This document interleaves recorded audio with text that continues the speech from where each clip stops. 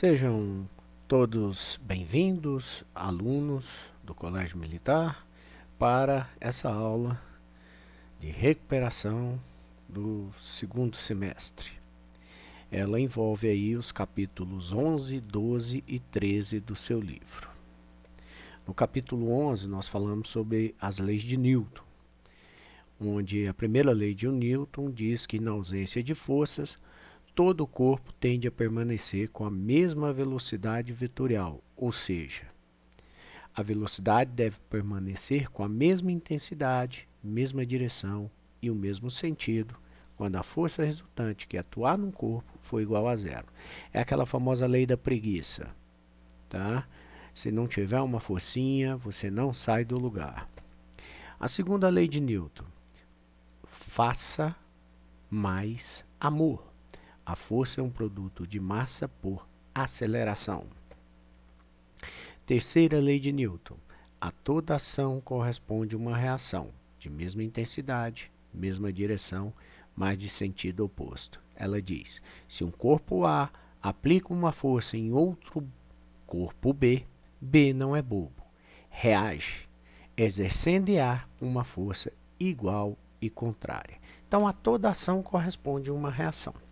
O que é muito importante lembrar é que ação e reação, eles formam um par.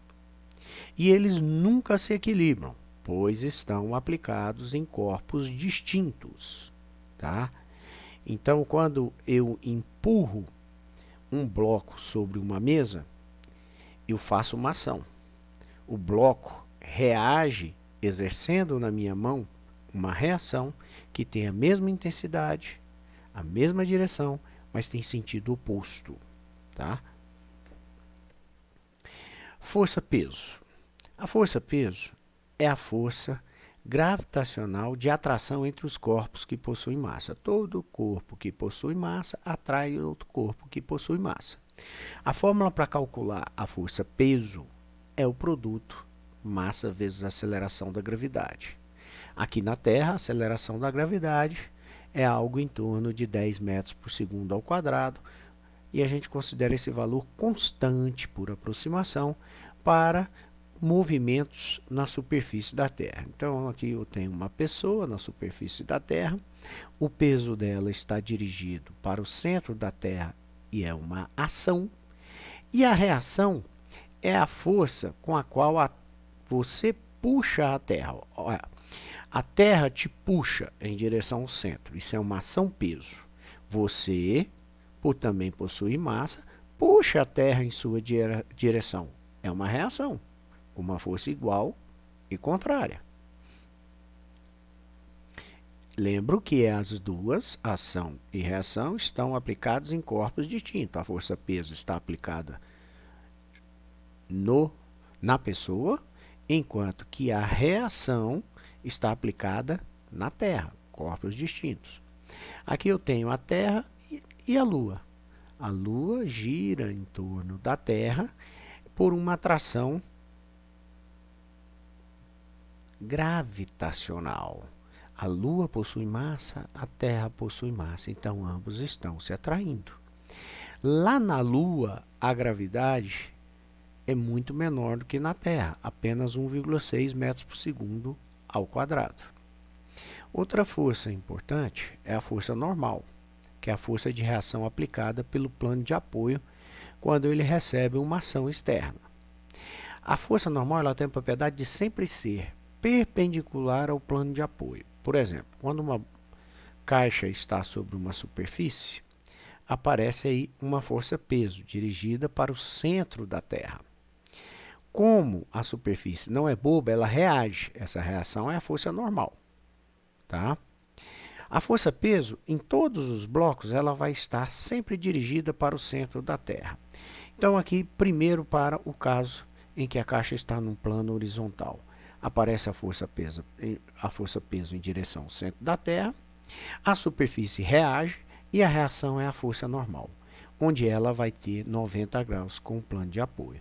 Aqui eu tenho um plano inclinado, a força normal vai estar perpendicular ao plano inclinado, portanto inclinado em relação ao peso. Aqui eu tenho uma superfície que é vertical, uma força F empurrando esse bloco para a esquerda, a superfície não é boba, reage para a direita. Então a normal vai ter esse sentido e essa direção. Sempre perpendicular ao plano de apoio.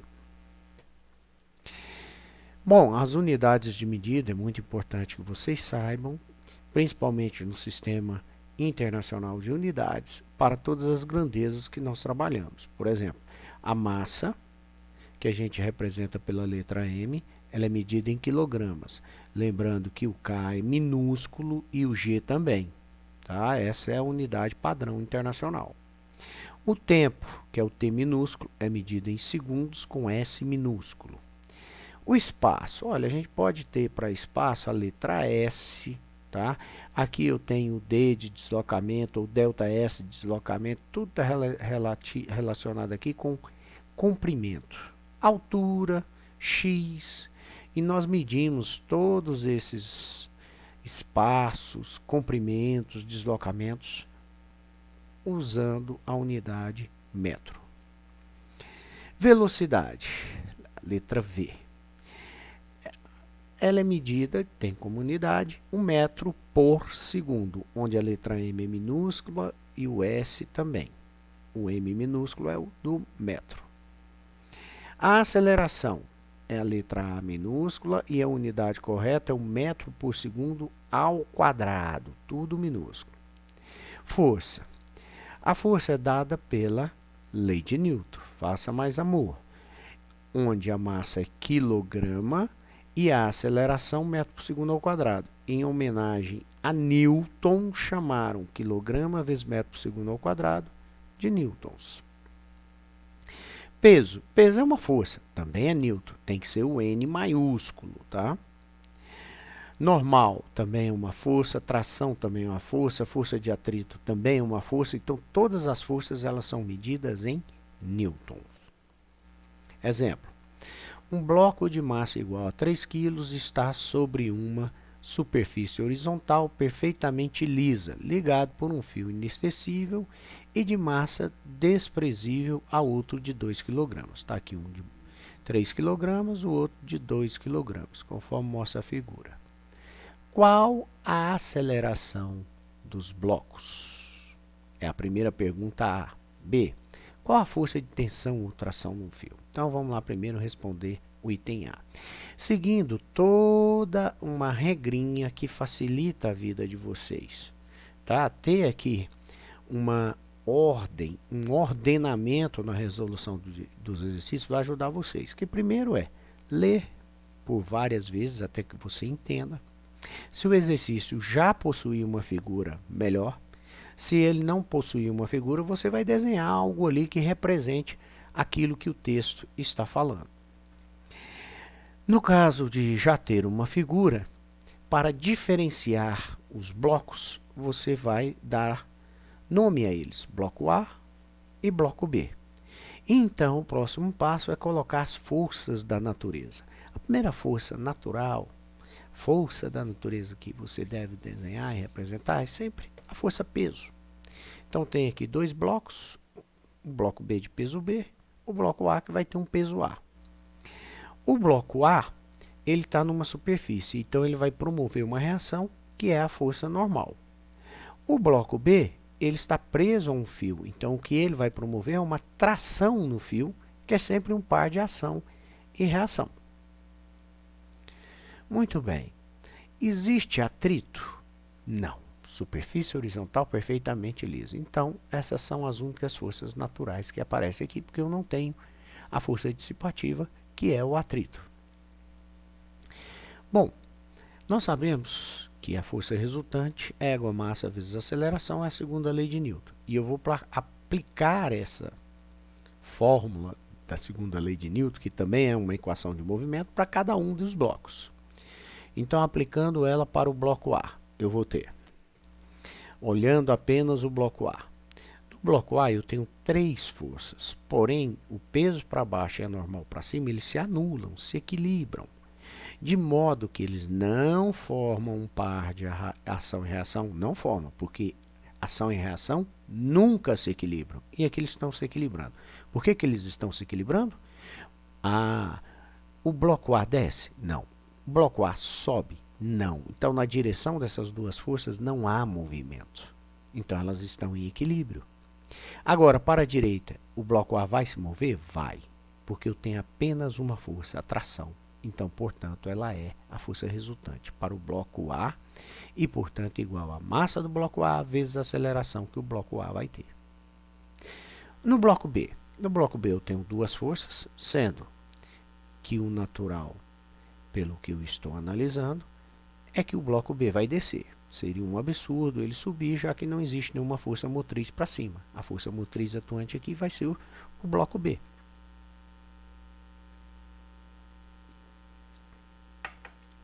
E o peso de B para baixo, menos aquilo que atrapalha para cima, que é a tração, são as duas únicas forças na direção do movimento, porque B desce.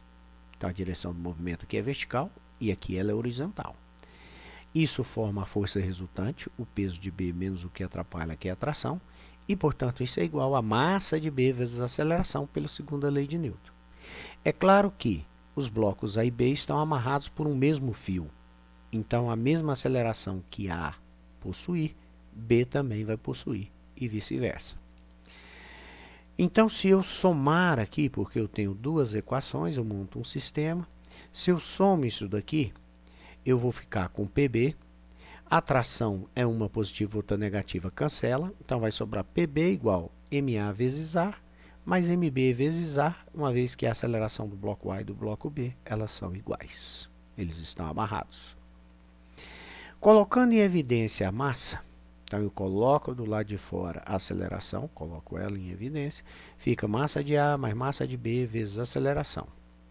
Passo então a massa de A e a massa de B dividindo o peso de B, eu fico com isso. A massa de B é o peso de B é a massa de B vezes a aceleração da gravidade. A massa de B vale 2, está lá no enunciado do exercício, tá ok? A massa de A é 3, a massa de B é 2. Então, eu substituo. A massa de B é 2, a gravidade é sempre 10, a massa de A é 3, a massa de B é 2. 2 vezes 10, 20. 3 mais 2, 5. 20 dividido por 5, isso é igual a 4. Metros por segundo ao quadrado, que é a unidade correta de aceleração, pois se trata de uma força em newtons dividido por quilograma. Tudo correto. Na letra B, ele pergunta qual é o valor da força de tensão ou tração no fio. Então, aqui você tem um fio, tem a força de tração, e quanto que ela vale?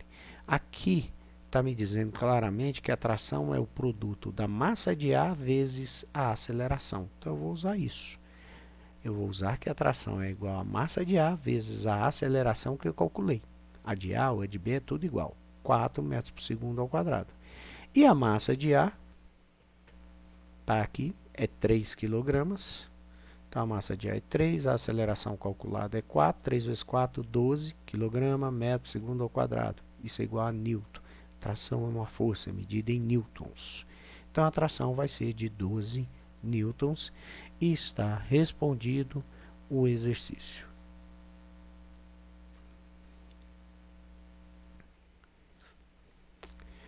Eu tenho aqui um segundo exercício proposto que diz o seguinte.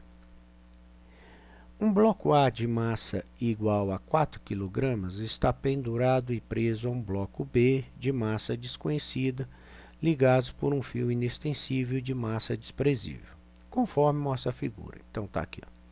Bloco B, bloco A, eles estão ligados por um fio, tá certo? Na verdade, o fio aqui passa por uma polia que prende o bloco A, tá? Nesse caso aqui, como o fio não liga direto A a B, eles não terão a mesma aceleração.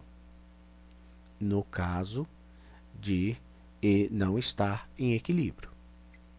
Sabendo que as polias são ideais, significa que elas não têm massa, a massa delas é desprezível, e que elas também são inextensíveis. Perdão. Os fios, tá? O fio ele tem uma massa muito leve, desprezível, porque senão isso ia interferir no sistema, e ele não estica, ele é inextensível, senão isso ia atrapalhar também a minha aceleração. E as polias, elas são ideais, o fato delas serem ideais é que elas giram livres de atrito e elas têm uma massa extremamente leve, cuja inércia pode ser desprezada, tá? Então, por isso ela é dita ideal. Isso existe, na verdade? Não. Na natureza isso não existe. É uma consideração, tá? Onde a gravidade é 10 metros por segundo ao quadrado, pergunta aí, encontre a intensidade da massa B, já que A vale 4 kg, para a qual o sistema fica em equilíbrio. Então, existe aqui um valor para essa massa B, de modo que isso vai ficar em equilíbrio. O que significa estar em equilíbrio? Significa não haver aceleração. Ele pode tanto estar parado como descendo o bloco B ou subindo com velocidade constante.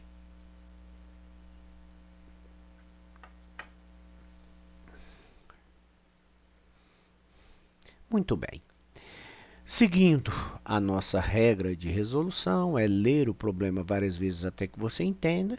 E o próximo passo é colocar as forças naturais. As forças naturais, a primeira é sempre o peso.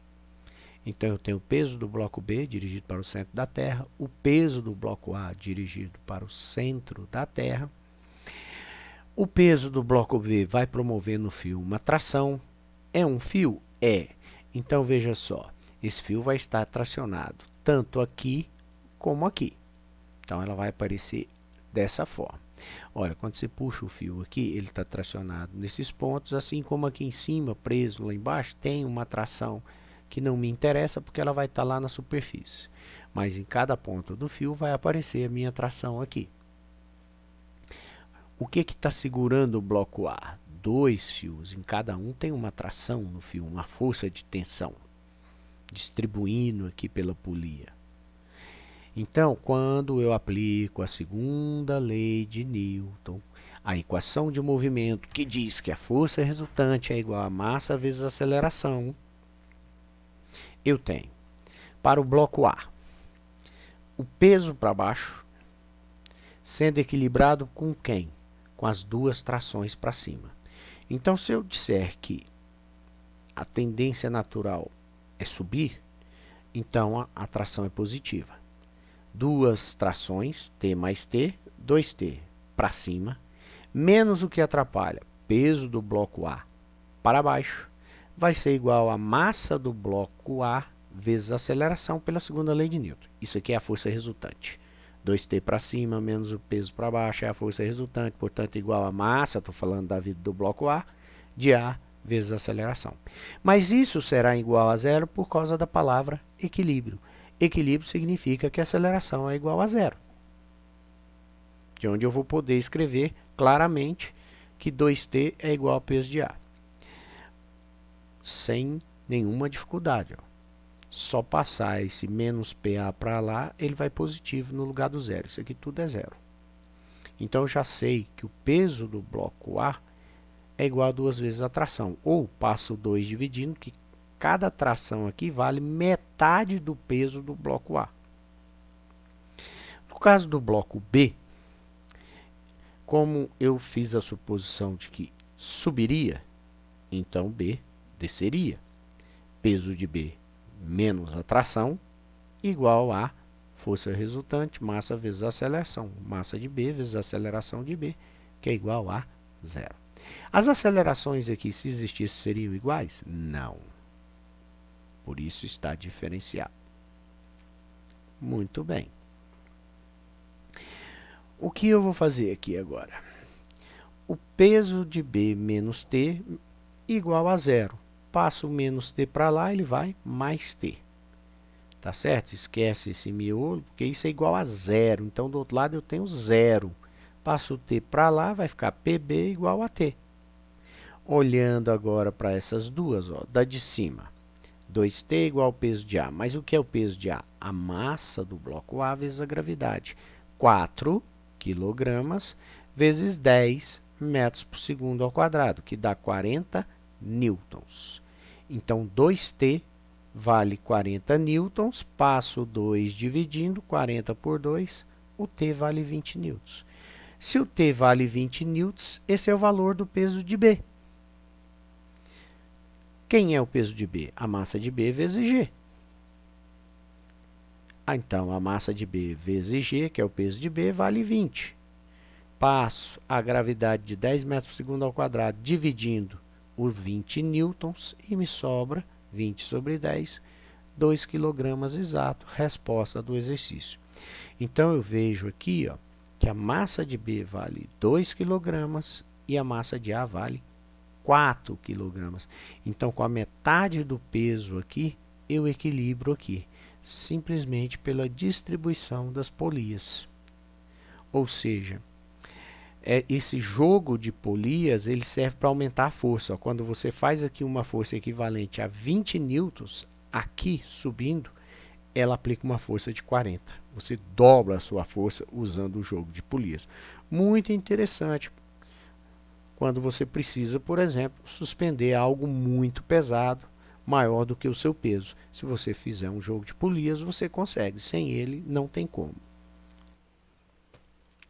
Força de atrito. Muito bem, nós sabemos que entre duas superfícies, na prática, sempre existirá atrito quando uma deslizar sobre a outra. Não existe nenhuma superfície que desliza sobre a outra, na prática, sem atrito, se elas estiverem muito próximas. Isso ocorre porque entre as moléculas de cada material vai aparecer forças de interação. Muito bem. O atrito, ele pode ser de forma cinética, que ocorre quando uma se movimenta em relação à outra, uma superfície se movimenta em relação à outra. A força de atrito cinética, por fórmula, ela é igual ao μ cinético vezes a normal. O μ é o coeficiente de atrito. A N é a força normal, o N maiúsculo, ao plano de apoio. E é bom saber que esse coeficiente de atrito cinético, o μ, ele é adimensional, significa que ele não tem unidade, tá? E o valor dele vai depender da natureza de cada material. Quando uma superfície não está se movendo em relação à outra, nós temos o atrito estático. Ele é maior porque há uma acomodação melhor das superfícies. E ele tem esse valor de coeficiente de atrito estático, um valor que é sempre maior ou no mínimo igual ao μ cinético. Tá? Então, quando uma superfície não desliza em relação à outra, você tem um atrito que é maior, é aquela condição dos pneus de um carro no asfalto. Como o pneu ele roda sobre o asfalto, esse pneu ele não sai derrapando. Ele rodando, ele tem atrito estático, que é maior do que o atrito cinético. O atrito cinético ocorre quando as rodas do veículo são travadas, numa frenagem muito brusca. Aí você sai de um atrito estático e passa para um atrito dinâmico. E o valor do coeficiente cai. Isso é ruim. Por exemplo, numa frenagem, se você usa o freio que hoje é moderno e chama-se freio ABS, você não deixa a roda derrapar. Isso vai fazer você trabalhar num coeficiente de atrito maior, fazendo com que o carro pare em menos espaços rodados. Exercícios. Exemplo, né? Um bloco de massa 2 kg movimenta-se numa mesa horizontal sob a ação de uma força horizontal F de intensidade 8 N, conforme mostra a figura. Então, está aqui um plano horizontal, uma mesa, você tem um bloco ali em cima e uma força de 8 N. Sabendo que o bloco adquire uma aceleração de 2 metros por segundo ao quadrado devido a essa força de 8 N, E considerando a aceleração da gravidade igual a 10 metros por segundo, encontra qual a intensidade da força de atrito que a mesa exerce no corpo. Então vejam só, se a força é de 8 newtons e a massa é de 2 kg, 8 dividido por 2 dá 4. Lembra que força é massa vezes aceleração? Então, a aceleração é força dividido por massa. 8 dividido por 2 daria 4 metros por segundo ao quadrado. Se não está tendo 4 metros por segundo ao quadrado, alguma coisa está acontecendo. O que é que está acontecendo? Atrito. Então, colocando aqui as forças da natureza, força-peso, força normal, tem-se a força de atrito. Como o bloco está deslizando, a força de atrito é cinética. É ela que está fazendo com que a aceleração não seja 4 metros por segundo ao quadrado, e sim apenas 2. Muito bem. A segunda lei de Newton diz que a força resultante é igual a massa vezes a aceleração. Na vertical, a normal e o peso se anulam. Eu não tenho nada a calcular. Não tem movimento nessa direção, não tem como eu calcular a aceleração. Já na horizontal, a força F menos a força de atrito que atrapalha é a força resultante e, portanto, igual a massa vezes a aceleração. Muito bem, a força F vale 8 newtons, a força de atrito cinética nós acabamos de ver que ela é igual ao μ vezes a normal, e isso é igual à massa do bloco de 2 kg vezes a aceleração resultante. A aceleração resultante observada foi de 2 metros por segundo ao quadrado. Então, 2 vezes 2 são 4 kg por metro por segundo ao quadrado, isso é newtons, 4 newtons. Passo 8 newtons para lá, ele é positivo, ele vai para lá, negativo. Então, 4 newtons menos 8 newtons vai dar menos 4 newtons. Como eu tenho negativo de cá, negativo de lá, multiplica por menos 1, fica tudo positivo. Então, a força de atrito cinética vale 4 newtons. Tá? Bem fácil. Letra B. Pergunta qual é o coeficiente de atrito dinâmico entre o corpo e a mesa. Tá? Cinético ou dinâmico quer dizer a mesma coisa. É o coeficiente de atrito quando as duas partes, as duas superfícies estão em movimento, uma em relação à outra. Tá? Quando uma não se move em relação à outra, o coeficiente de atrito é estático. Dinâmico e cinético significam a mesma coisa. Muito bem. Eu já sei que essa força de atrito dinâmica ou cinética, ela vale 4 newtons. E pela fórmula, pela equação, ela é igual ao μ dinâmico vezes a normal. Tá? Mas a normal, o bloco não sobe, o bloco não desce, porque a normal é igual ao peso. Eles se anulam exatamente porque a normal é igual ao peso. Então, eu vou trocar a normal pelo peso. O peso é a massa vezes a gravidade. Então, a força de atrito dinâmica ou cinética de 4 newtons é igual ao μ dinâmico ou cinético vezes o peso, que é igual a mg. Então, eu fiquei que μ vezes m vezes g é igual a 4 newtons, o valor da força de atrito dinâmica ou cinética. O que eu quero? Eu quero o valor de μ. M ele me deu 2 kg. A gravidade, sempre 10, e ele deu no exercício. Então, μ vai ser os 4 newtons dividido por 2 vezes 10, que é 20. 4 dividido por 20, isso é igual a 1/5 ou simplesmente 0,2. Observe que quilograma metros por segundo ao quadrado, isso é newtons. E newton com newton cancela, dando corretamente a unidade de μ, que é adimensional, ela não tem unidade nenhuma. Cancelou newton com newton. Então, eu respondi também o exercício proposto número 3. Muito bem, lá no último capítulo 13, último capítulo para a APR, nós temos as forças em trajetórias curvilíneas. Então, veja, um carro, para que ele possa fazer uma curva, descrever uma trajetória, ele precisa que a força resultante que atue nele seja dirigida para o centro, ou seja, a força resultante seja uma força resultante centrípeta. Todo movimento curvilíneo tem como força resultante a força centrípeta.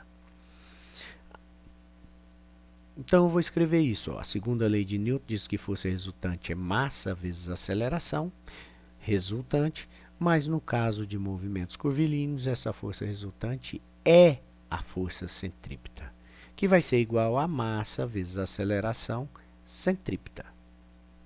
Lembrando que a aceleração centrípeta vale V2, velocidade linear, ao quadrado, dividido pelo raio, V2 sobre R, tá? É o valor da aceleração centrípeta. Último exercício proposto aqui. Um veículo percorre uma pista plana e com uma curva de raio 100 metros. Sabendo que o carro possui 1 tonelada de massa e que existe um coeficiente de atrito estático entre os pneus e a pista, com intensidade de 0,4, encontre a máxima velocidade que o veículo pode ter para não derrapar na curva. Então, eu tenho aqui o raio R da curva, o carro vem nessa direção e vai fazer uma curva. Muito bem. Colocando as forças da natureza, após ler e entender o exercício, eu tenho força-peso dirigido para o centro da Terra, força normal, que é uma força de reação ao plano de apoio. O carro não desce, o carro não sobe, porque a normal é igual ao peso, não formam par de ação e reação, não formam. Por isso, elas podem se equilibrar, tá? Muito bem, qual é a outra força que aparece aqui? Se esse carro está girando, uma força tenta jogar ele para fora. Ela é chamada de força centrífuga. Ela é contrária em relação à direção à força centrípeta. A força centrípeta ela é sempre dirigida para o centro, é a força que está segurando o carro. Que nesse caso, quem segura o carro para ele não ser centrifugado é a força de atrito. Então, a força de atrito é a única força que aparece aqui fazendo o papel, sendo exatamente a força centrípeta.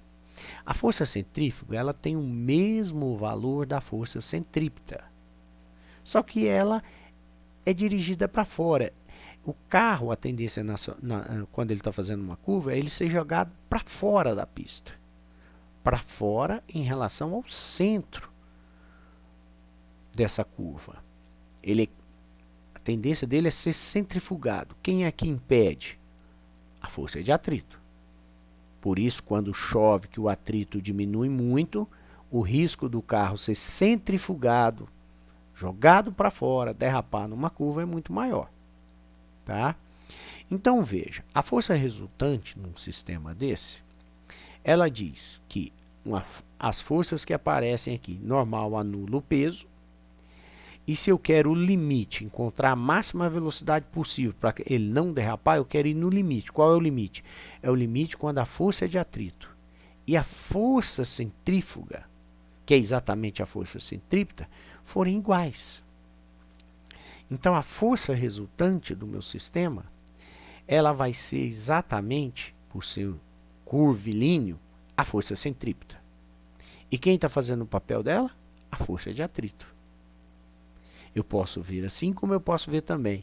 Há uma tendência dele ser centrifugado por uma força centrífuga para fora. E quem consegue segurar ele para ele não ser centrifugado? A força de atrito.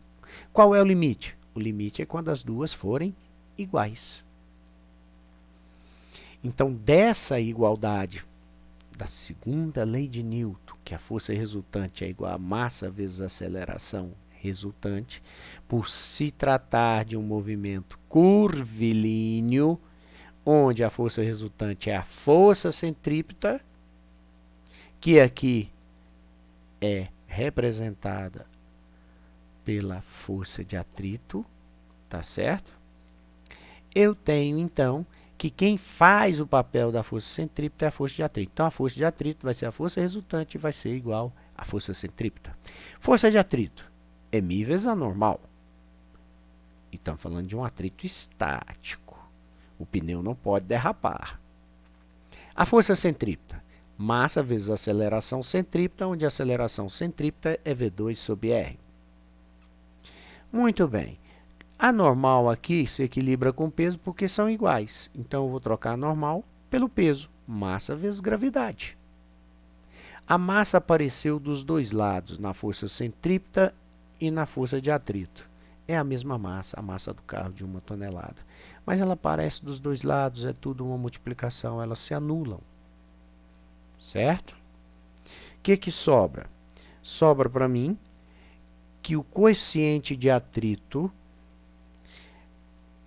estático vezes a gravidade é igual a V2 sobre R. Passo o R para lá multiplicando, fica μRG igual a V2. Portanto, o quadrado vem para cá na forma de raiz, V será a raiz de μRG. Raiz de μRG. Vamos calcular esse valor. O μ vale 0,4, é o coeficiente de atrito estático. O raio da curva é de 100 metros e a gravidade de 10 metros por segundo ao quadrado. 100 vezes 10, 1000. 1000 vezes 0,4, 400. Raiz de 400, 20. Tudo no sistema internacional bonitinho. 10 metros por segundo ao quadrado. 100 metros. 0,4 não tem unidade. Então, eu encontro aqui exatamente 20 metros por segundo, sistema internacional, que se eu multiplico por 3,6, eu encontro 72 km por hora. Então, nessas condições, que é bem próximo da realidade, mas para uma situação no asfalto em que você esteja com pista molhada, chuva. Aí cai para 0,4. Quando está num dia seco, é mais alto. Chega a 0,7, 0,8 o coeficiente de atrito. Então, cai pela metade. Então, aqui seria numa pista, tá? Chovendo.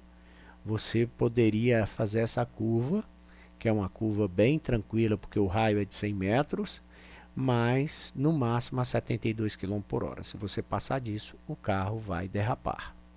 Tá? Entra imediatamente em atrito cinético, perde o estático, que é menor, e aí, tchau, tchau. Você vai sair pela tangente. Muito bem. Vocês têm, além dessa aula, para se prepararem para a PR, várias aulas com vários exercícios resolvidos. Então, depende única e exclusivamente da sua dedicação para você tirar uma boa nota na recuperação, tá? Mas utilizem bem essa aula, os exercícios aqui apresentados, tá? Estudem bem dentro dessa orientação, que ela vai te encaminhar bastante para que você faça uma boa PR. Então, bom estudo para vocês.